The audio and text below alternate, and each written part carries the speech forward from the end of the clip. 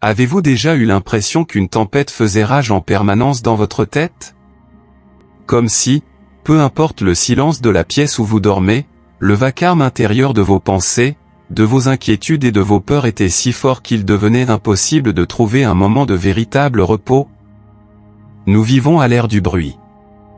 Pas seulement le bruit de la circulation, des notifications ou du travail, mais le bruit de l'âme. L'anxiété est devenue la compagne constante de millions de personnes, murmurant des scénarios catastrophes sur l'avenir ou ressassant de vieilles culpabilités du passé. Mais si je vous disais qu'il y a plus de 2500 ans, un homme a découvert non seulement la cause de cette souffrance, mais une méthode pratique, chirurgicale et transformatrice pour éteindre cet interrupteur du chaos? Aujourd'hui, nous n'allons pas parler de relaxation superficielle. Nous allons plonger dans l'essence de la philosophie bouddhiste pour dévoiler le secret permettant de réduire l'esprit au silence. Ce que vous allez entendre a le pouvoir de changer la façon dont vous interagissez avec vos propres pensées. C'est une invitation à sortir de la tempête et à entrer dans l'œil du cyclone, où, quoi qu'il arrive autour, la paix reste inébranlable. Mais avant de commencer ce voyage profond à l'intérieur de soi, j'ai une demande importante. Si vous cherchez une vie avec plus de sens, de sagesse et de sérénité, vérifiez maintenant si vous êtes abonné à la chaîne. En vous abonnant et en activant la cloche des notifications, vous garantissez que cette sagesse vous parvienne chaque fois que nous publions un nouveau guide. Et, s'il vous plaît, laissez déjà votre j'aime sur cette vidéo. Votre like est le message que vous envoyez à l'univers et à l'algorithme, le monde a besoin de plus de paix et de moins de bruit. Ensemble, répandons cette lumière. Maintenant, respirez profondément, laissez les distractions de côté et préparez-vous. Le silence commence maintenant. Chapitre 1, l'esprit de singe et l'illusion du contrôle. Pour comprendre comment calmer l'esprit, nous devons d'abord comprendre la nature de la bête que nous essayons de dompter. Dans le bouddhisme, il existe un terme fascinant et extrêmement précis pour décrire l'état mental de l'être humain ordinaire, kapicita, ou l'esprit de singe. Imaginez une forêt dense, pleine de grands arbres. Maintenant, visualisez un singe agité, se balançant frénétiquement de branche en branche, ne s'arrêtant jamais, cherchant toujours le prochain fruit, le prochain appui, criant et réagissant à chaque son de la jungle. Le Bouddha a enseigné que notre esprit, dans son état non entraîné, est exactement comme ce singe. Il ne s'arrête pas. Il saute d'une pensée sur le passé à une inquiétude sur l'avenir en une fraction de seconde. Il juge, il critique, il désire, il craint. La grande erreur que la plupart d'entre nous commettons et la raison pour laquelle nous échouons à trouver la paix est de croire que nous sommes le singe. Nous nous identifions tellement à cette voix incessante dans notre tête que nous pensons que chaque pensée qui surgit est une vérité absolue exigeant notre attention immédiate. Quand l'esprit dit « tu n'es pas assez bon », nous le croyons. Quand il dit « quelque chose de terrible va arriver demain », notre cœur s'emballe. Nous passons notre vie entière à réagir aux caprices de ce singe ivre, essayant de satisfaire ses désirs infinis ou de fuir les peurs qu'il invente. Mais le premier pas vers le véritable silence intérieur n'est pas de lutter contre le singe, ni d'essayer de l'attacher par la force. Essayer de forcer l'esprit à se taire, c'est comme essayer de lisser l'eau d'un lac en la frappant avec une planche, vous ne ferez que créer plus d'agitation et de vagues. La sagesse bouddhiste nous invite à faire quelque chose de radicalement différent et contre-intuitif, devenir l'observateur de la forêt, et non le singe. Le secret réside dans la séparation entre la conscience qui observe et la pensée qui est observée. Pensez-y un instant, si vous pouvez entendre votre voix intérieure parler, qui est-ce qui écoute? Il y a là une dualité. Il y a la pensée, et il y a la conscience qui perçoit la pensée. La souffrance, l'anxiété et le bruit mental naissent quand cette distance disparaît, quand nous fusionnons avec le bruit. Le silence que vous cherchez tant n'est pas l'absence de pensée, car l'esprit est fait pour penser, tout comme le cœur est fait pour battre. Le silence est l'absence d'identification avec ses pensées. Beaucoup de gens croient que méditer ou chercher la paix bouddhiste signifie vider l'esprit et entrer dans un état de vide absolu. C'est un mythe qui génère de la frustration. Si vous vous asseyez maintenant et essayez de ne penser à rien, en 5 secondes vous penserez à quel point il est difficile de ne penser à rien. L'esprit de singe adore les défis, il utilisera votre tentative de silence comme une branche de plus pour s'accrocher. Le véritable enseignement concerne le changement de votre relation avec le contrôle. L'esprit humain est un outil de survie conçu pour résoudre des problèmes. Il scannait constamment l'environnement à la recherche de menaces. Dans le monde moderne, où nous n'avons pas de lions nous chassant dans la savane, l'esprit transforme les emails non répondus, les opinions des autres et les incertitudes financières en ces menaces mortelles. Il crée des problèmes là où il n'y en a pas, juste pour avoir quelque chose à résoudre. Pause pour réflexion, si vous vous reconnaissez dans cette description de l'esprit agité, si vous sentez que ce singe intérieur vous vole vos nuits de sommeil, laissez un commentaire ci-dessous en disant « Je choisis la paix ». Cela aide à sceller votre engagement envers la transformation que nous cherchons aujourd'hui. N'oubliez pas de laisser votre j'aime pour que ce message atteigne plus de personnes souffrant en silence. En poursuivant notre analyse profonde, nous devons comprendre que la tentative de tout contrôler est le carburant qui maintient l'esprit bruyant. Nous voulons contrôler ce que les autres pensent de nous, nous voulons contrôler le résultat de nos projets, nous voulons avoir la certitude absolue que l'avenir sera sûr. Mais la vie, dans sa nature essentielle, est impermanente et incontrôlable. Le bouddhisme appelle cela anicca, l'impermanence. Tout change, tout coule. Quand l'esprit essaie de saisir et de fixer la réalité, créant des attentes rigides sur comment les choses devraient être, il entre en friction avec la réalité de comment les choses sont. Cette friction, c'est le bruit. C'est le son de votre esprit grinçant contre la réalité. Pour réduire l'esprit au silence, vous devez commencer à pratiquer l'art de la noble indifférence au drame du singe. Cela ne signifie pas être froid ou sans émotion, mais plutôt cultiver une hospitalité spacieuse pour tout ce qui surgit dans votre tête, sans servir le thé et les biscuits aux pensées négatives. Imaginez que votre esprit est une maison d'hôtes. Les pensées sont des visiteurs. Certains sont sages et gentils, d'autres sont colériques et bruyants. L'esprit de singe essaie d'expulser les mauvais visiteurs et d'emprisonner les bons. Le maître bouddhiste s'assoit simplement sur le porche et observe qui entre et qui sort, sachant qu'aucun visiteur n'habite là pour toujours. Quand vous êtes allongé la nuit et que l'anxiété arrive, l'esprit de singe crie « C'est horrible, je dois dormir, pourquoi je suis comme ça ?» L'observateur conscient dit « Ah, je vois que l'anxiété est venue nous rendre visite. Je sens la tension dans la poitrine. Je vois les pensées s'accélérer. Intéressant. Voyez-vous la différence? Dans le premier scénario, il y a résistance et conflit, ce qui génère plus de bruit. Dans le second, il y a acceptation et observation, ce qui retire l'énergie de la pensée. Une pensée qui n'est pas nourrie par votre réaction émotionnelle perd de sa force et, finalement, disparaît, comme un nuage passant dans le ciel. Le premier secret est donc celui-ci, arrêtez de lutter contre votre esprit. Arrêtez de vouloir qu'il se taise. Au lieu de cela, faites un pas en arrière. Regardez vos pensées comme s'il s'agissait de voitures passant sur une avenue animée. Vous êtes sur le trottoir. Vous n'avez pas besoin de vous jeter devant les voitures, ni d'essayer d'arrêter le trafic avec vos mains, et encore moins de monter dans chaque voiture qui passe. Regardez simplement. Voilà une pensée de peur. Voilà une pensée de planification. Voilà un souvenir triste. En faisant cela, vous créez un espace sacré entre le stimulus et votre réponse. C'est dans cet espace, aussi petit soit-il au début, que la vraie paix commence à fleurir. L'esprit continuera de sauter un moment, car c'est son habitude, mais sans votre participation active, sans votre carburant émotionnel, le singe finit par se fatiguer. Il s'assoit. Et, pour la première fois depuis longtemps, vous faites l'expérience du silence. Pas le silence forcé, mais le silence naturel qui naît de la compréhension.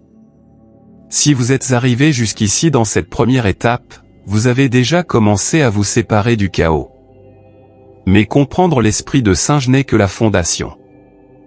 Dans les prochains chapitres, nous explorerons comment utiliser la respiration, le corps et la pleine conscience pour approfondir cet état et le rendre permanent. Continuez à regarder, car la clé de la liberté totale commence à peine à tourner. Chapitre 2, l'encre de la respiration et le retour au maintenant. Maintenant que nous comprenons que nous ne sommes pas nos pensées et que nous avons identifié la nature agitée de l'esprit de singe, une question pratique et inévitable surgit: si nous ne devons pas lutter contre l'esprit, où devons-nous placer notre attention? Si nous laissons le singe sauter, comment éviter d'être entraînés par lui? La réponse du bouddhisme est si simple qu'elle est souvent sous-estimée, mais elle porte en elle le secret de la stabilité émotionnelle absolue. Nous avons besoin d'une ancre. Imaginez un navire au milieu d'un océan tempétueux. Sans ancre, il est à la merci des vagues géantes et des vents forts, ballotté d'un côté à l'autre sans direction. Votre esprit, sans point de focalisation, est ce navire à la dérive. L'ancre que le Bouddha nous a offerte est quelque chose que vous portez avec vous depuis votre naissance et qui sera avec vous jusqu'à votre dernier souffle, votre propre respiration. Pourquoi la respiration?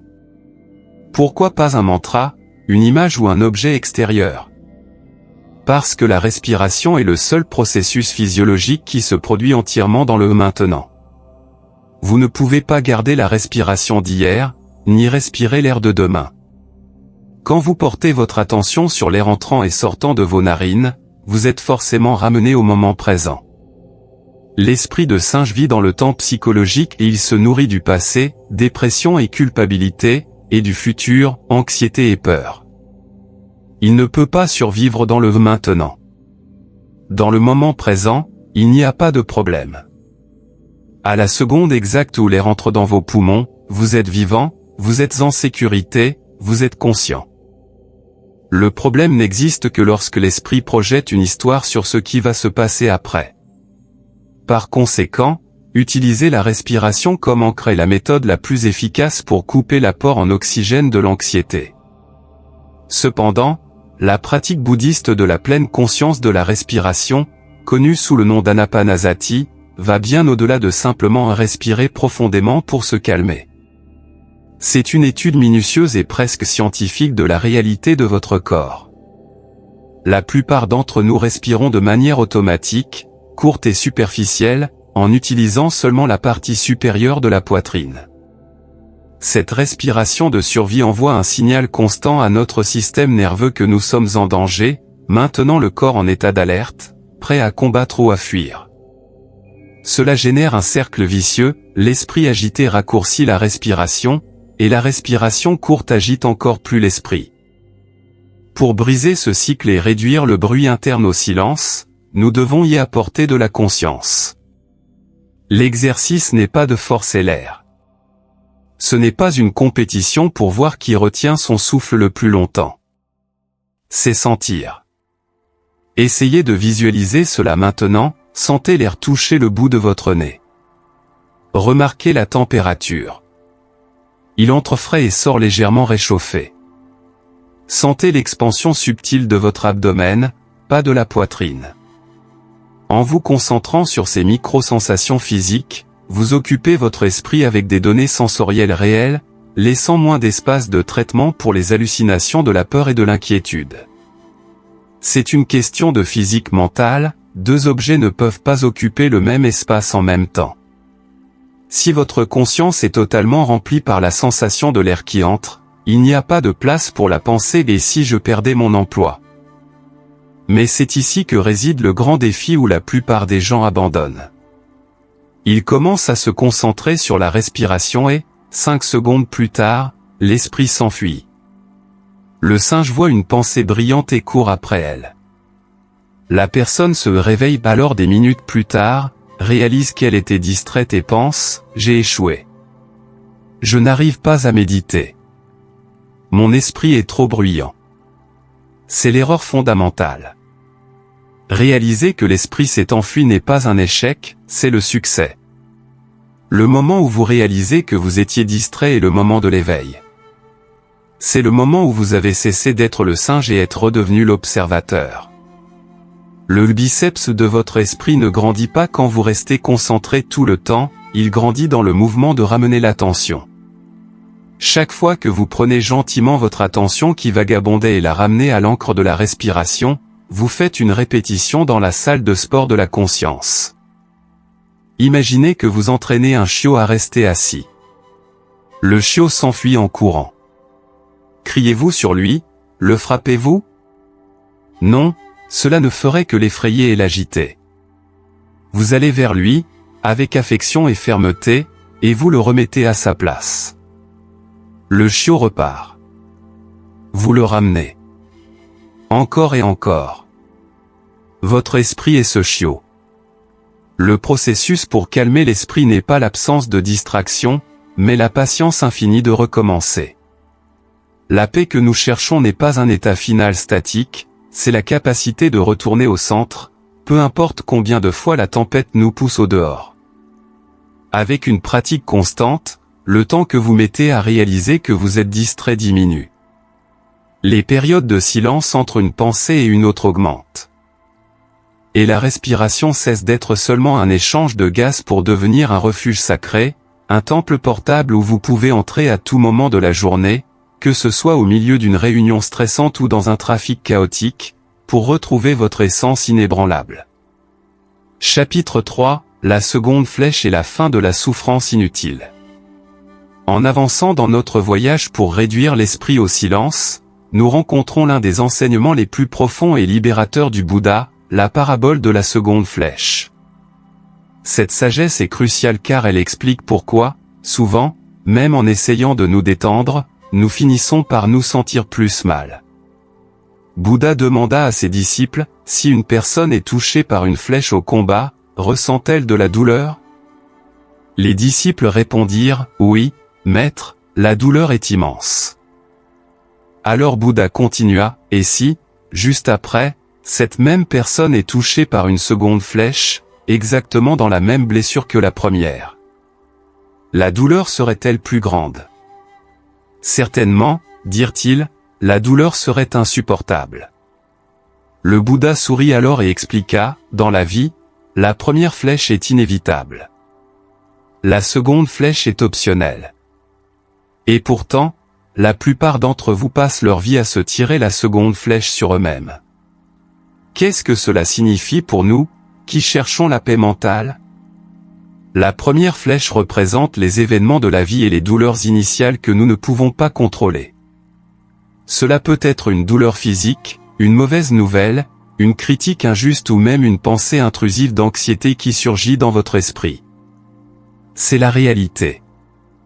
C'est ce qui est. La douleur de la première flèche est propre, directe et fait partie de l'expérience humaine. Personne n'y échappe. Le problème et la source de tout le bruit mental excessif est la seconde flèche. La seconde flèche est notre réaction à la première. C'est l'histoire que nous racontons sur la douleur. C'est le jugement, la résistance, le déni et la culpabilité. Appliquons cela à l'anxiété. La première flèche est la sensation physique de serrement dans la poitrine ou la pensée inquiétante. C'est désagréable, oui. Mais que faisons-nous? Nous tirons la seconde flèche, je ne devrais pas ressentir ça. Pourquoi suis-je si faible? Tout le monde a l'air heureux et moi je souffre ici. Ça ne passera jamais. Je vais devenir fou. Vous voyez? La première flèche était le sentiment. La seconde flèche était toute cette narration catastrophique et autocritique que vous avez construite par-dessus le sentiment. La première flèche cause la douleur, la seconde flèche cause la souffrance. La souffrance est la douleur multipliée par la résistance. Plus vous luttez contre ce que vous ressentez, plus votre esprit devient bruyant. Pause stratégique, avant de continuer à disséquer comment arrêter de se blesser, je veux faire une pause rapide. Si vous réalisez maintenant combien de secondes flèches vous vous êtes tiré au fil des années, c'est un signe d'éveil. Ne vous jugez pas pour cela. Mais, si ce contenu vous ouvre les yeux, vérifiez si vous avez déjà cliqué sur le bouton j'aime. C'est un geste simple, mais qui aide à apporter cette guérison à d'autres personnes qui se blessent sans le savoir. Continuons. La clé pour calmer l'esprit à travers ce principe est l'acceptation radicale. Attention, acceptation ne signifie pas résignation. Cela ne signifie pas aimer la souffrance ou renoncer à changer la situation. L'acceptation, dans le contexte bouddhiste, signifie arrêter de se battre avec la réalité du moment présent. Cela signifie reconnaître que la première flèche a déjà frappé. Dire « je ne devrais pas être anxieux maintenant » est insensé, car vous êtes anxieux maintenant. Se battre avec le « maintenant » est une bataille que vous perdrez 100% du temps, car le maintenant a déjà eu lieu. En acceptant, vous dites « ok, l'anxiété est là. Je la sens. C'est désagréable, mais c'est ce qui se passe en ce moment. » Quand vous faites cela, quelque chose de magique se produit. Vous lâchez l'arc. Vous arrêtez de tirer la seconde flèche. Sans l'énergie de votre résistance et de votre jugement, l'émotion initiale, la première flèche, n'a pas de carburant pour brûler très longtemps. Les émotions sont de l'énergie en mouvement, elles veulent passer à travers vous. Mais quand nous résistons, quand nous disons « je ne veux pas ressentir ça », nous créons un barrage. L'émotion reste bloquée, la pression monte, et l'esprit panique, générant un bruit assourdissant. En pratiquant l'acceptation ou ce que les bouddhistes appellent tathata, la altérité des choses, accepter les choses telles qu'elles sont, vous ouvrez les vannes. Vous permettez à l'émotion de couler et de s'en aller.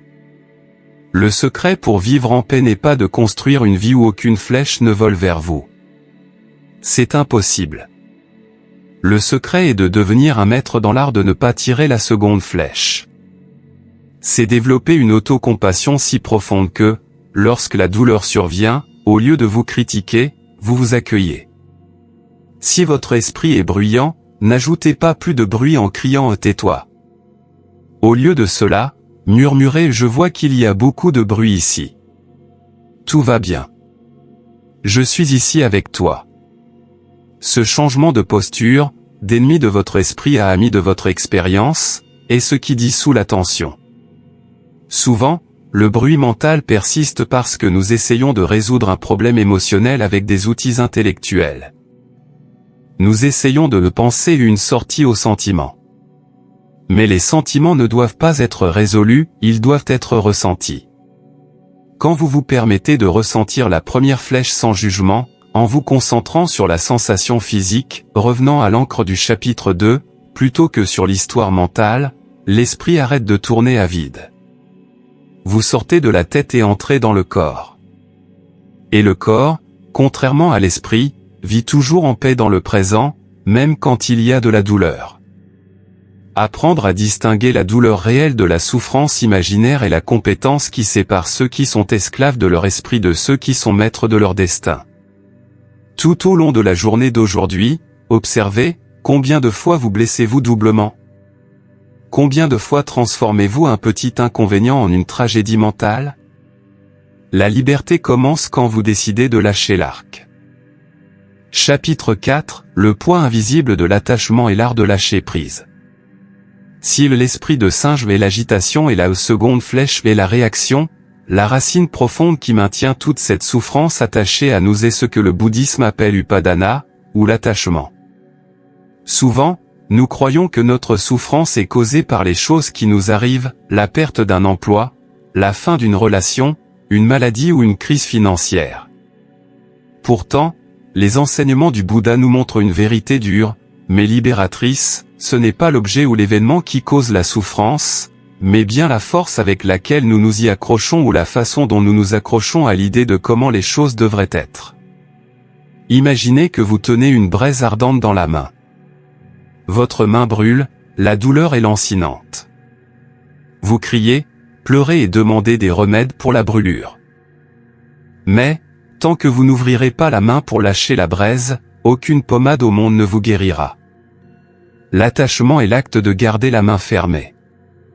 Calmer l'esprit exige que nous apprenions à ouvrir la main. Mais à quoi, exactement, sommes-nous attachés? Étonnamment, nous ne nous attachons pas seulement aux bonnes choses. Il est facile de comprendre l'attachement au plaisir, à l'argent ou à la jeunesse. Mais l'esprit humain a une habitude perverse de s'attacher aussi à la douleur. Nous nous attachons à nos rancunes, à nos histoires de victimisation, aux injustices que nous avons subies il y a 10 ans. L'esprit bruyant adore repasser le film des offenses passées. Il dit, comment a-t-il pu me faire ça, ou je ne pardonnerai jamais. Chaque fois que vous répétez cette histoire, vous serrez à nouveau la braise ardente. Vous choisissez de porter un sac de pierre lors d'une marche qui devrait être légère. Le silence mental est impossible tant que vous êtes occupé à défendre votre moi blessé et à porter le poids d'un passé qui n'existe plus. Le concept d'impermanence, anicca, que nous avons brièvement mentionné, est l'antidote à l'attachement. Tout ce qui surgit, cesse. Les nuages apparaissent et se dissipent. Les fleurs s'épanouissent et se fanent. Les civilisations s'élèvent et tombent. Nos pensées et nos émotions suivent la même loi naturelle. La souffrance mentale aiguë surgit quand nous exigeons que quelque chose de temporaire soit permanent. Nous voulons que le moment heureux dure pour toujours, et nous sommes anxieux de peur qu'il finisse. Nous voulons que le moment triste n'ait jamais commencé, et nous sommes déprimés parce qu'il a eu lieu. Nous sommes constamment en guerre contre le flux naturel de l'univers. Apprendre à lâcher prise ne signifie pas que vous ne devez pas aimer, ou que vous ne devez pas avoir d'ambition. Cela signifie que vous vous reliez aux choses d'une manière plus fluide, comme quelqu'un qui tient de l'eau dans ses mains, avec soin, mais sans serrer, car si vous serrez, l'eau s'écoule. Pause pour connexion, réfléchissez maintenant à ce qui vous enlève votre sommeil aujourd'hui. Est-ce une inquiétude concernant quelque chose que vous avez peur de perdre? Ou est-ce une colère envers quelque chose qui est déjà arrivé? Remarquez comment votre esprit est agrippé à cela. Si ce contenu vous apporte de la clarté sur vos propres schémas, rappelez-vous de laisser votre j'aime. Cela aide YouTube à comprendre que c'est un contenu de valeur et à le recommander à d'autres personnes qui ont désespérément besoin de déposer leur fardeau. Pratiquer le détachement mental est un exercice quotidien d'observation. Quand une pensée obsessionnelle surgit et disons, une inquiétude pour l'avenir, au lieu de vous y accrocher et d'essayer de la résoudre frénétiquement, essayez de la visualiser comme une feuille sèche tombant dans un ruisseau. Le ruisseau est votre conscience. La feuille est la pensée. La feuille tombe dans l'eau et le courant l'emporte. Vous n'avez pas besoin de sauter à l'eau pour sauver la feuille. Vous n'avez pas besoin d'analyser la feuille. Laissez-la simplement aller. L'esprit voudra repêcher la feuille. Il dira, mais c'est important. Tu dois t'inquiéter. Répondez avec douceur, je t'entends, mais maintenant je choisis de lâcher prise. Lâcher prise implique aussi de renoncer au besoin d'avoir raison. Une quantité immense de bruit mental est générée par notre ego essayant de prouver sa valeur, essayant de gagner des discussions imaginaires ou de se défendre contre des critiques. Le Bouddha a enseigné que le désir d'approbation et la peur de la désapprobation sont deux des plus grandes prisons de l'humanité. Combien de nuits avez-vous perdu à répéter des dialogues dans votre tête, pensant à ce que vous auriez dû dire ou à ce que vous allez dire pour gagner une conversation? C'est l'attachement à l'image de soi. Lâcher cela signifie accepter l'humilité d'être qui vous êtes, sans besoin d'applaudissements constants. Quand vous n'avez rien à prouver à personne, l'esprit se détend. Le silence qui surgit de cette liberté est profond et inébranlable. Par conséquent, le secret de ce chapitre est de transformer votre relation avec la possession en possession de biens, de personnes et, surtout, d'idées. Comprenez que vous êtes le ciel, et tout le reste pensée, émotion, événement n'est que la météo. La météo change constamment, il y a des tempêtes, du soleil, du vent. Mais le ciel n'est jamais blessé par la tempête. Le ciel ne s'attache pas aux nuages, il leur permet de passer. En cultivant cette vastitude intérieure, vous découvrez que la paix n'est pas quelque chose que vous conquérez en agrippant, mais quelque chose que vous révélez en lâchant. Lâchez le besoin de contrôle. Lâchez le besoin de tout comprendre. Lâchez le poids d'hier. Et, dans l'espace vide laissé par tout ce que vous avez lâché, la sérénité entrera naturellement.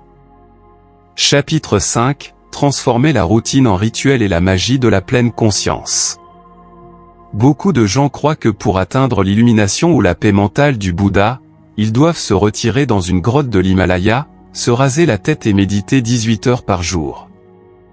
C'est une conception erronée qui ne sert qu'à nous tenir éloignés de la pratique. La véritable spiritualité bouddhiste n'est pas une fuite de la vie quotidienne, mais une immersion totale en elle. Le prochain secret pour calmer l'esprit réside dans la façon dont vous exécutez les tâches les plus banales de votre quotidien, faire la vaisselle, conduire au travail, se brosser les dents ou marcher jusqu'à la boulangerie. Le bruit mental persiste parce que nous vivons une vie bifurquée, notre corps fait une chose, mais notre esprit est ailleurs, généralement dans le futur ou le passé. Cette déconnexion entre corps et esprit est le terrain fertile où fleurit l'anxiété. Il existe un célèbre proverbe zen qui dit « Quand je marche, je marche. Quand je mange, je mange. » Cela semble ridiculement simple, mais c'est la tâche la plus difficile que vous puissiez essayer de réaliser aujourd'hui. Observez-vous au prochain repas. Êtes-vous vraiment en train de manger? Ou avalez-vous la nourriture en regardant votre téléphone, en regardant la télé ou en planifiant la réunion de l'après-midi? Quand vous n'êtes pas présent dans l'acte de manger, vous ne sentez pas le goût, vous ne percevez pas la texture et vous ne satisfaites pas votre esprit, qui reste affamé de stimuli. Le résultat est une vie vécue en pilote automatique, une existence grise où les jours passent en volant et où nous avons la sensation de n'avoir jamais vraiment été là. Pour réduire l'esprit au silence, nous devons resacraliser la routine. Nous devons transformer les obligations mondaines en rituels sacrés de pleine conscience, mindfulness. Prenons l'exemple de faire la vaisselle. Pour la plupart, c'est une tâche ennuyeuse que nous voulons finir au plus vite pour aller faire quelque chose d'important. L'esprit agité crie « Finissons en vite ». Mais le maître zen voit dans la vaisselle une opportunité de méditation aussi profonde que d'être assis en lotus. En lavant la vaisselle, sentez la température de l'eau sur vos mains. Sentez la texture de l'éponge. Observez les bulles de savon reflétant la lumière, chacune étant un petit univers de couleurs. Écoutez le son de l'eau qui coule. Soyez là, à 100%, juste en train de laver cette assiette. Quand vous apportez votre attention totale au moment présent, la pensée discursive, cette voix ennuyeuse dans la tête, est obligée de s'arrêter. L'esprit ne peut pas se concentrer intensément sur les sensations tactiles du maintenant et, en même temps, créer des scénarios catastrophes sur demain. En vous concentrant sur le sensoriel, vous ancrez l'esprit. Et plus que cela, vous commencez à trouver de la beauté et de la paix dans des endroits où vous ne voyez que de l'ennui. La vie devient plus riche, plus vibrante. Les couleurs semblent plus vives. Le silence cesse d'être quelque chose que vous cherchez à l'extérieur et devient la toile de fond de toutes vos activités. Ce concept s'étend à ce que nous appelons la méditation en mouvement. Vous n'avez pas besoin d'arrêter votre journée pour méditer, votre journée est la méditation. Quand vous marchez, sentez le contact de vos pieds avec le sol. Sentez le rythme de vos pas, sentez le vent sur votre visage. Ne marchez pas pour arriver, marchez pour marcher. Ce changement de perspective élimine la hâte intérieure, qui est l'une des plus grandes formes de violence que nous commettons envers nous-mêmes. La hâte est la croyance que le moment présent n'est pas assez bon et que nous avons besoin d'être ailleurs pour être heureux. C'est un mensonge. La paix ne peut être trouvée qu'ici et maintenant, car la vie ne se passe qu'ici et maintenant. Rappel important, nous sommes à la moitié de notre voyage de 10 chapitres. Si vous appliquez ces techniques mentales pendant que vous écoutez, vous êtes déjà en train de méditer. Vérifiez votre abonnement à la chaîne pour ne pas manquer la conclusion de ce guide, où nous révélerons les secrets les plus avancés sur la compassion et la dissolution de l'ego. Votre abonnement est le pas qui sépare la curiosité de l'engagement. La pratique de la pleine conscience dans la routine nous aide aussi à gérer l'ennui, qui est souvent le déclencheur pour que l'esprit de singe commence à sauter. L'ennui n'est que le manque d'attention. Si vous regardez profondément n'importe quoi, une fleur, un mur, la paume de votre main avec une attention totale, cela devient fascinant. L'univers entier est contenu dans chaque atome. En entraînant votre esprit à être intéressé par le moment présent, vous retirez le carburant de l'anxiété. Vous arrêtez de vivre en attendant le week-end, les vacances ou la retraite. Vous commencez à vivre le lundi matin, dans les embouteillages, dans la file d'attente de la banque. Le défi que je propose dans ce chapitre est de choisir une activité simple de votre journée. Cela peut être prendre une douche ou faire du café et de décider que, durant ces minutes, vous ne ferez que cela. Pas de radio, pas de téléphone, pas de conversation mentale. Juste vous et l'action. Si l'esprit s'enfuit, ramenez-le à la sensation de l'eau ou à l'arôme du café. Faites-en votre sanctuaire quotidien. Avec le temps, vous pouvez étendre ces îlots de conscience jusqu'à ce qu'ils se connectent, et que votre vie entière devienne une méditation continue. Le silence de l'esprit n'est pas un état de vide, mais un état de plénitude, où nous sommes si remplis par la réalité du maintenant qu'il ne reste plus de place pour les illusions de la peur. Chapitre 6, le poison du jugement et la guérison par la compassion. Si nous observons avec honnêteté la bande-son qui joue sans cesse dans notre esprit, nous remarquerons qu'un vaste pourcentage de ce bruit est composé d'une seule activité, le jugement. L'esprit de singe est, par nature, un critique vorace. Il catégorise tout ce qu'il voit en une fraction de seconde, c'est bien, c'est mal, j'aime ça, je déteste ça, il a tort, elle est arrogante, je suis un raté. Nous vivons dans un tribunal permanent où nous sommes, à la fois, le juge, le jury et le bourreau. Cette habitude de juger constamment nous-mêmes et les autres est l'une des plus grandes sources de perturbation mentale qui existent. Le jugement crée la séparation. Il érige des murs de béton entre vous et le reste du monde, et maintenir ces murs debout exige une quantité épuisante d'énergie psychique. Le bouddhisme nous enseigne que le jugement naît de l'ignorance et de la peur.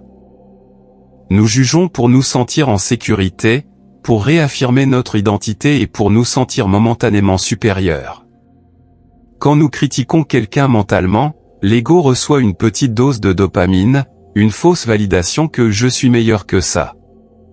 Mais le prix que nous payons pour cette gratification éphémère est la perte de notre paix. Un esprit qui juge est un esprit en guerre. Il est toujours sur ses gardes, cherchant toujours des défauts, toujours tendu. Vous ne pouvez pas vraiment vous détendre si votre subconscient est occupé à étiqueter tout et tout le monde comme amis ou ennemis. Le silence intérieur est incompatible avec l'hostilité, même si cette hostilité est silencieuse et jamais verbalisée. L'antithèse du jugement, et le remède à ce poison mental, est ce que les bouddhistes appellent metta, ou la bonté aimante.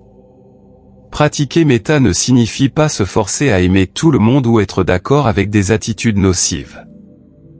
Cela signifie cultiver une intention bienveillante envers la vie. C'est la compréhension profonde que tous les êtres, sans exception, désirent être heureux et éviter la souffrance, exactement comme vous. Cette personne qui vous a coupé la route? Elle combat des batailles internes que vous ignorez. Ce collègue de travail difficile? Il agit sous l'influence de ses propres traumatismes et peurs. Quand nous échangeons la lentille du jugement, quel idiot, pour la lentille de la compréhension, il doit beaucoup souffrir pour agir ainsi, le nœud dans notre estomac se défait. La colère, qui est un feu qui brûle celui qui la ressent, s'éteint. Pause pour l'action, si vous sentez que le poids du jugement et de l'autocritique a été un fardeau trop lourd dans votre vie, c'est le moment de commencer à lâcher prise. Laissez votre j'aime sur cette vidéo comme un symbole de votre engagement à échanger la critique contre la compréhension. Votre like aide à porter ce message de tolérance à un monde qui est de plus en plus divisé. Mais le jugement le plus cruel et bruyant est, souvent, celui que nous dirigeons vers nous-mêmes. Beaucoup d'entre nous portons un tyran intérieur qui ne nous laisse passer aucune erreur sans punition. Pourquoi j'ai dit ça? Je suis trop gros, je n'y arriverai jamais. Cette autocritique constante est dévastatrice pour la paix mentale. Bouddha a enseigné que nous méritons notre propre affection autant que n'importe quelle autre personne dans l'univers. Calmer l'esprit exige que nous fassions la paix avec notre propre humanité imparfaite. Vous devez apprendre à être votre propre meilleur ami. Imaginez si vous parliez à vos amis de la même façon que vous vous parlez dans votre tête, vous n'auriez probablement pas d'amis. L'autocompassion est la pratique de s'accueillir dans les moments d'échec, au lieu de se battre. C'est dire, j'ai fait une erreur, je suis humain, je vais apprendre et avancer. Pour pratiquer cela au quotidien et réduire le bruit, essayez l'exercice mental suivant. Quand vous remarquez que vous jugez quelqu'un dans la rue, au travail ou sur Internet, arrêtez-vous immédiatement et dites mentalement, tout comme moi, cette personne veut être heureuse. Tout comme moi, cette personne veut être libre de la souffrance. Répétez cela jusqu'à sentir un changement physique dans votre poitrine, un certain relâchement, une ouverture. C'est comme lâcher une valise lourde que vous ne saviez même pas que vous portiez. En dissolvant la barrière du moi contre eux, vous dissolvez la tension qui nourrit l'anxiété. La compassion n'est pas seulement une vertu morale jolie, c'est une stratégie intelligente de survie mentale. Garder rancune, c'est comme boire du poison en espérant que l'autre meure. Le pardon, dans ce contexte, n'est pas absoudre l'autre de ses crimes, mais se libérer soi-même de la prison du passé. Un esprit plein de rancune est une maison hantée, pleine de fantômes hurlant dans les couloirs. Le pardon est l'exorcisme. C'est le grand nettoyage final. Quand vous pardonnez, vous ne changez pas le passé, mais vous changez radicalement le futur. Vous nettoyez l'espace mental pour que le silence et la créativité puissent entrer. L'état de méta est un état d'invulnérabilité douce, rien ne peut perturber un esprit qui a décidé de répondre à tout avec bonté et compréhension. Le monde peut rester chaotique, les gens peuvent rester difficiles, mais votre paix ne dépend plus de leur conduite, elle dépend seulement de votre propre posture intérieure. Et c'est là la véritable liberté. Chapitre 7, l'illusion de l'ego et la découverte de l'interdépendance. Nous arrivons maintenant au point le plus profond et vertigineux de la philosophie bouddhiste, le noyau central qui, s'il est compris, démonte toute la structure de la souffrance psychologique. La question que nous devons poser est, qui est ce je qui souffre? Qui est ce je qui veut réduire l'esprit au silence?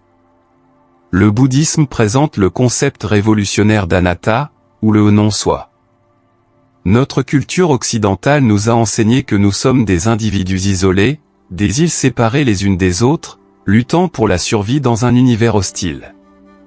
Nous croyons qu'il existe un petit bonhomme à l'intérieur de notre tête, un pilote, qui est le propriétaire des pensées et celui qui subit les douleurs. Mais le Bouddha a enquêté sur la réalité et a découvert que ce je solide et permanent est une illusion. Pensez à votre corps. Tous les 7 ans, pratiquement toutes les cellules de votre corps sont renouvelées. Le corps que vous avez aujourd'hui n'est pas le même que lorsque vous étiez enfant. Pensez à votre esprit. Vos opinions, souvenirs, émotions et goûts changent constamment. Où est le je fixe? Êtes-vous vos pensées? Non, car elles vont et viennent. Êtes-vous votre corps? Non, car il change et un jour il périra.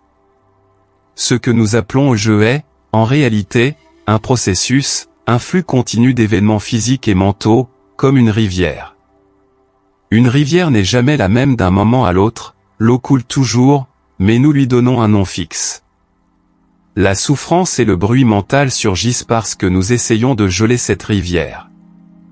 Nous essayons de protéger et d'agrandir un ego qui, en fin de compte, est une construction mentale. La majeure partie de notre anxiété vient de la défense de cet ego. La peur de la mort, la peur du ridicule, la peur de l'inutilité, tout cela sont des peurs de l'ego. L'ego est la partie de nous qui se sent séparée et, par conséquent, menacée. Il crie toujours « Regardez-moi, respectez-moi, ne me blessez pas ». C'est un enfant en manque d'affection et effrayé. Calmer l'esprit définitivement implique de réaliser que nous n'avons pas besoin de défendre cette illusion. Quand vous comprenez Anatta, vous réalisez que vous n'êtes pas une vague séparée luttant contre l'océan, vous êtes l'océan s'exprimant temporairement comme une vague. La vague n'a pas besoin d'avoir peur de mourir ou de s'écraser contre les rochers, car elle est de l'eau. Elle a toujours été de l'eau et sera toujours de l'eau. Cette compréhension nous mène à l'interdépendance. Rien dans l'univers n'existe seul. Une fleur n'existe pas sans le soleil, sans la pluie, sans le sol, sans le temps. La fleur est faite d'éléments de non-fleurs. De la même manière, vous n'existez pas sans vos parents, sans l'air que les plantes produisent, sans la nourriture que les agriculteurs cultivent. Vous êtes intrinsèquement connecté à toute la toile de la vie. Le sentiment de solitude, qui génère tant de bruit et de douleur, est une hallucination basée sur la fausse croyance de la séparation. Au moment où vous respirez, vous échangez des atomes avec l'univers. Vous n'avez jamais été seul, ne serait-ce qu'une seconde. Rappel de connexion, nous sommes sur le point d'entrer dans la dernière ligne droite de ce guide, où nous parlerons de l'illumination et de la pratique quotidienne. Si vous voulez continuer à recevoir des contenus qui élargissent votre conscience et défient la façon dont vous voyez la réalité, vérifiez si la cloche des notifications est activée. Votre abonnement est le pont entre vous et la sagesse millénaire. Quand vous commencez à dissoudre les frontières rigides de l'ego, l'esprit se tait car il n'y a plus rien à protéger. Si quelqu'un vous insulte, l'ego dit « Comment ose-t-il me parler comme ça ?» La sagesse dit « Ce ne sont que des mots, des vibrations dans l'air, venant d'une personne en souffrance. Il n'y a pas de jeu solide ici pour être blessé par eux. » Vous devenez transparent. L'insulte passe à travers vous sans trouver de cible. Ce n'est pas de l'indifférence, c'est une liberté suprême. C'est l'état d'être inoffensable. Imaginez la paix de vivre la vie sans jamais rien prendre personnellement. Imaginez l'énergie que vous économiseriez si vous n'aviez pas besoin de polir votre image de soi tout le temps. Cette dissolution de l'ego guérit aussi la peur de la mort, qui est le bruit de fond fondamental de presque tous les êtres humains. Si vous n'êtes pas le corps, mais la conscience qui témoigne de la vie, alors la mort n'est pas la fin, mais une transformation. En retirant la concentration excessive du « je », « moi », « pour moi », nous commençons à vivre pour quelque chose de plus grand. Nous commençons à servir. Et, paradoxalement, c'est quand nous nous oublions nous-mêmes au service des autres ou dans la contemplation de la nature que nous trouvons le bonheur que nous cherchions tant. Le singe dans l'esprit ne crie que parce qu'il est enfermé dans la cage du jeu. Ouvrez la cage, reconnaissez votre connexion avec le tout, et le singe se calme, émerveillé par l'immensité de l'univers. La pratique pour ce chapitre est la contemplation de la connexion. Tout au long de votre journée, regardez les objets et les personnes et essayez de voir les lignes invisibles qui connectent tout. Regardez votre assiette de nourriture et voyez la pluie, le soleil, la terre et le travail humain qui l'ont amené jusque-là. Regardez les gens et voyez-vous en eux. Cette vision systémique réduit la pression de l'individualisme. Vous n'avez pas besoin de porter le monde sur vos épaules, vous faites partie du monde, et le monde vous soutient. Détendez-vous dans ce soutien. Lâchez le poids d'être quelqu'un de spécial et embrassez la légèreté d'être simplement une partie de la vie. Le silence qui surgit de là n'est pas seulement l'absence de bruit, c'est la présence du sacré. Chapitre 8, l'impermanence et la sagesse de la mort comme conseillère. Nous plongeons maintenant dans l'un des territoires les plus évités par l'esprit humain, mais qui paradoxalement détient la clé d'or du silence absolu, la conscience de la mort et l'acceptation de l'impermanence. Le Bouddha a dit que de toutes les méditations, la méditation sur la mort est la suprême. Pourquoi ? Parce que le bruit mental, l'anxiété et le stress sont, par essence, des symptômes d'un refus d'accepter que tout finit. Nous vivons comme si nous étions immortels, accumulant des rancunes, reportant des rêves et nous inquiétant de trivialités, comme si nous avions tout le temps du monde. L'esprit bruyant se nourrit de cette illusion de permanence. Il nous fait croire que perdre quelque chose est une erreur, une faille dans le système, alors qu'en vérité la perte est la seule garantie de l'existence. Annika, l'impermanence, n'est pas une mauvaise nouvelle, c'est la loi qui permet à la vie de se renouveler. Imaginez un beau verre en cristal. Vous l'aimez. Il reflète la lumière du soleil de manière magnifique. L'esprit commun dit, je dois protéger ce verre à tout prix. Et s'il cassait? Je serais dévasté. Cette tension de protéger le verre crée un bruit de fond constant de peur. Maintenant, considérez la perspective d'un maître comme Agent Chat, qui tenait un verre et disait, pour moi, ce verre est déjà cassé. Qu'est-ce que cela signifie? Cela signifie qu'il comprend et accepte le destin final de l'objet. Il sait que ce soit dans une minute ou 100 ans, le verre retournera à la poussière. En acceptant que le verre est déjà cassé dans un futur inévitable, il ne cesse pas de prendre soin du verre. Au contraire, il apprécie chaque moment où le verre est encore entier. Il boit avec, admire sa beauté, mais quand le verre tombe finalement et se brise, il ne souffre pas. Il dit simplement, bien sûr. Il était déjà cassé. La loi s'est accomplie. Et son esprit reste en silence. Calmer l'esprit exige que nous regardions notre vie et nos relations, notre corps, notre carrière comme ce verre. Tout ce que nous avons est prêté par l'univers et sera rendu. L'anxiété est la tentative futile de retenir ce qui ne peut être retenu. Quand vous embrassez l'impermanence, le bruit de l'attachement disparaît. Vous arrêtez de vous battre avec le temps. Vous comprenez que les phases difficiles passeront, ce qui apporte de l'espoir, et que les bonnes phases passeront aussi, ce qui apporte la valorisation du présent. La mort cesse d'être un monstre caché dans le placard et devient une conseillère sage assise sur votre épaule gauche.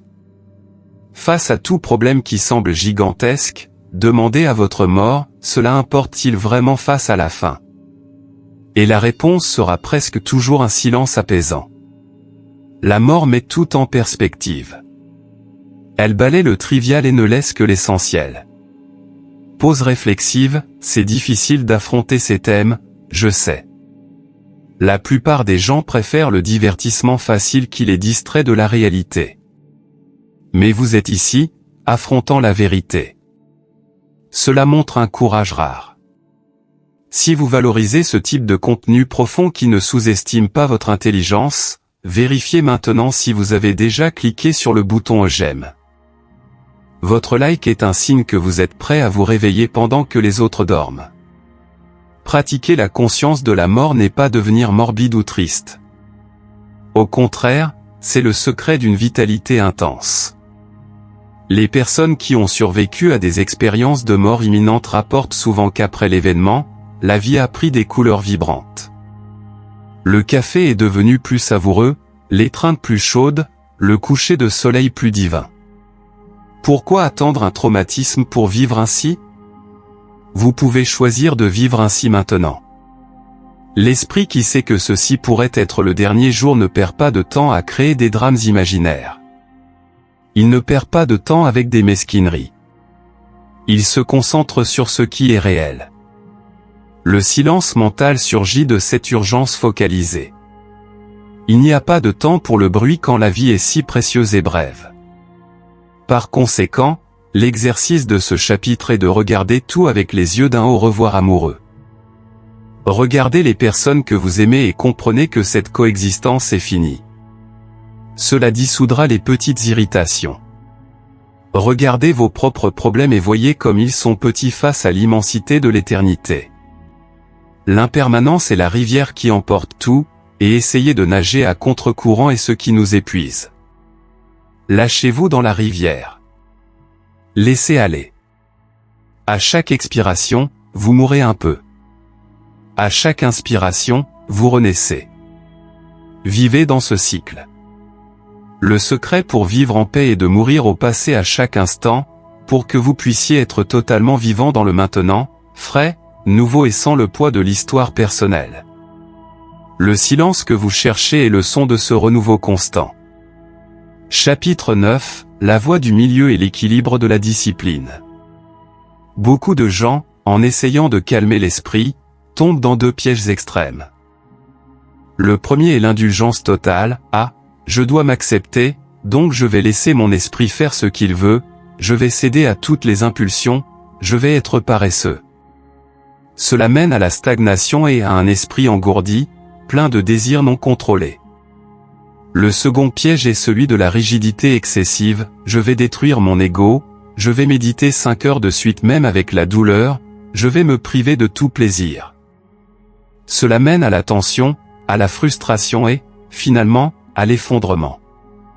Le Bouddha a expérimenté les deux extrêmes. Il a vécu comme un prince entouré de luxure et de plaisirs sensoriels, et a réalisé que cela n'apportait pas la paix, juste un vide insatiable. Ensuite, il a vécu comme un ascète dans la forêt, jeûnant jusqu'à presque mourir de faim, et a réalisé qu'un corps faible et un esprit torturé ne mènent pas non plus à la clarté.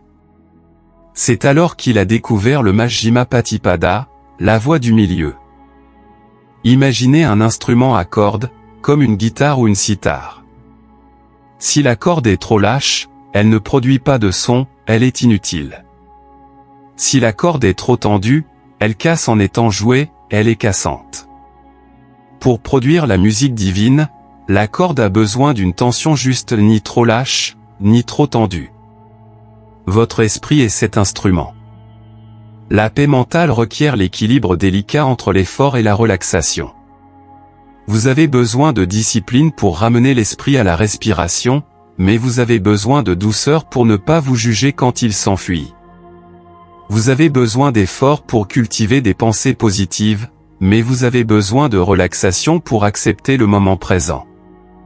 Dans le monde moderne, la voie du milieu est un défi révolutionnaire. Nous sommes poussés vers les extrêmes tout le temps, travailler jusqu'à l'épuisement ou enchaîner les séries jusqu'à l'engourdissement.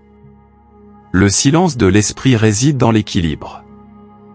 Cela signifie travailler avec concentration, mais savoir quand s'arrêter et se reposer sans culpabilité.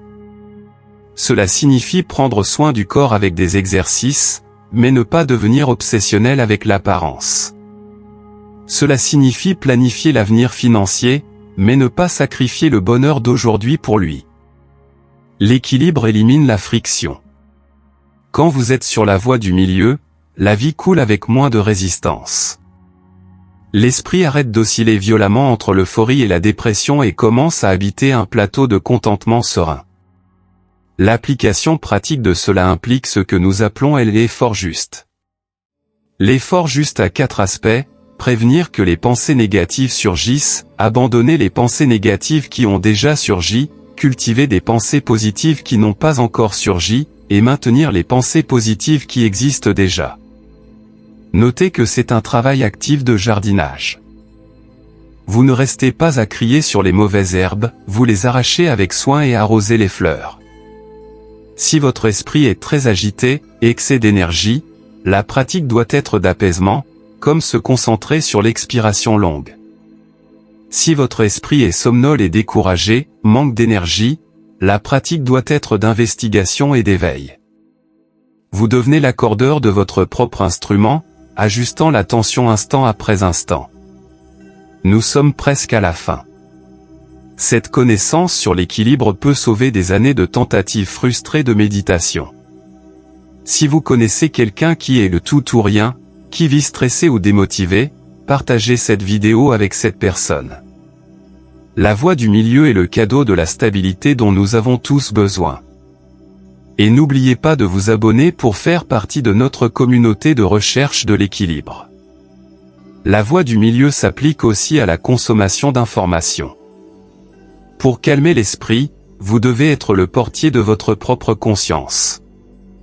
Si vous consommez des nouvelles violentes, des potins et des débats agressifs sur les réseaux sociaux toute la journée, vous ne pouvez pas espérer que votre esprit soit en silence le soir. Vous avez nourri le singe avec des boissons énergisantes et maintenant vous voulez qu'il dorme. L'équilibre exige un régime mental sélectif. Choisissez de nourrir votre esprit avec de la sagesse, de l'art, de la nature et du silence. Protégez vos sens. La paix n'est pas quelque chose qui tombe du ciel, c'est quelque chose qui se construit à travers des choix quotidiens conscients. En marchant par le milieu, en évitant les précipices de l'attachement et de l'aversion, vous découvrez que le sentier est sûr, doux et mène directement au cœur de la tranquillité. Chapitre 10, l'éveil continu et le grand engagement. Nous arrivons à la fin de ce voyage, mais le véritable début est maintenant. Tout ce dont nous avons parlé sur l'esprit de singe, la respiration, la seconde flèche, le détachement, la pleine conscience, la compassion, l'interdépendance, l'impermanence et la voie du milieu ne sont que des cartes. Une carte n'est pas le territoire.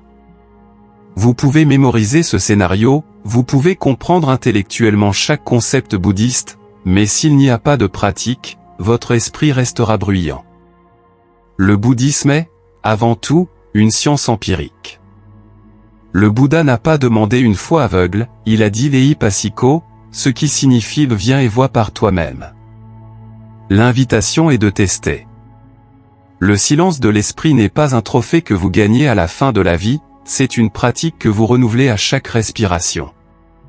L'illumination, ou nirvana, est souvent mal interprétée comme un endroit paradisiaque où nous allons après la mort, ou un état mystique où nous flottons sur des nuages d'extase. Le mot nirvana signifie littéralement éteindre ou souffler, comme on éteint la flamme d'une bougie. Qu'est-ce que nous éteignons? Nous éteignons les flammes de l'avidité, de la haine et de l'ignorance. Nous éteignons la fièvre de l'anxiété. Le nirvana est la fraîcheur suprême. C'est le soulagement de lâcher enfin le poids du monde. Et ce soulagement est disponible à petite dose, ici et maintenant, chaque fois que vous choisissez la conscience au lieu de la réaction automatique. Chaque fois que vous ressentez de la colère et choisissez de ne pas crier, vous avez touché le nirvana. Chaque fois que vous ressentez de la peur et choisissez de faire confiance, vous avez touché le nirvana. Le secret final pour calmer l'esprit et vivre en paix est la constance alliée à la patience infinie. Il y aura des jours où le singe criera. Il y aura des jours où la méditation semblera impossible. Il y aura des jours où vous échouerez et tirerez la seconde flèche. Et tout va bien. Le progrès n'est pas une ligne droite ascendante, c'est une spirale. Vous passerez par les mêmes problèmes plusieurs fois, mais à chaque fois vous serez à un niveau de conscience plus élevé, les gérant avec plus de sagesse et moins de souffrance. Ne cherchez pas la perfection, cherchez la présence. La paix n'est pas l'absence de tempête, mais le calme au milieu de la tempête. Je veux que vous preniez un engagement aujourd'hui. Pas envers moi, ni envers YouTube, mais envers la personne la plus importante de votre vie, vous-même. Engagez-vous à réserver quelques minutes de votre journée pour le silence. Engagez-vous à vous traiter avec la gentillesse que vous offririez à un enfant aimé. Engagez-vous à revenir à la respiration chaque fois que le monde semblera trop lourd. Vous avez en vous, en ce moment précis, une source inépuisable de sérénité. Elle est ensevelie sous des couches d'habitude et de peur, mais elle est là. Intacte. Pure. Brillante. Le travail de votre vie est d'enlever les décombres pour laisser briller cette lumière. Nous avons créé cette chaîne pour être un refuge, un temple numérique où vous pouvez venir recharger vos énergies et vous rappeler la vérité quand le monde essaiera de vous vendre des mensonges. C'est pourquoi votre soutien est vital. Si vous êtes arrivé jusqu'à la fin de ce long voyage, vous faites partie d'une minorité sélecte de chercheurs de vérité. Abonnez-vous maintenant, activez la cloche et devenez un membre actif de cette famille. Laissez votre like non seulement comme un soutien à l'algorithme, mais comme un oui pour la paix mondiale, qui commence par la paix individuelle. Et, s'il vous plaît, laissez un commentaire ci-dessous en disant « Mon esprit est ma maison ». Je veux lire chacun d'eux et savoir qui sont les guerriers de la paix qui marchent avec nous. Que vous puissiez être libre de la souffrance. Que vous puissiez être libre de la peur. Que vous puissiez trouver le silence à l'intérieur du bruit. Et que votre vie soit une lumière pour tous autour de vous. Respirez profondément une dernière fois. Lâchez tout. Le silence est à vous. À la prochaine vidéo. Namasté.